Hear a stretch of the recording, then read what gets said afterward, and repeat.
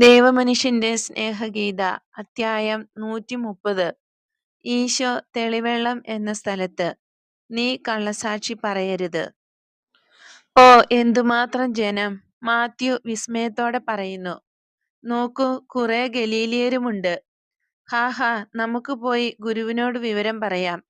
അവര് 3 മാന്യന്മാരായ റൗഡികളാണ്. പത്രോസ് മറുപടി പറയുന്നു. ഒരുപക്ഷെ എന്റെ പിന്നാലെ എത്തിയതായിരിക്കാം. ഇവിടെ വന്നിട്ടും ഇവരെന്നെ അലട്ടുകയാണല്ലോ. അല്ല മാത്യു, ഒരു സ്രാവ് ചെറു മത്സ്യത്തെ തിന്നുകയില്ല. അതിനു വേണ്ടത് ഒരു മനുഷ്യനെയാണ്, നല്ല അന്തസ്സുള്ള ഇരയെ.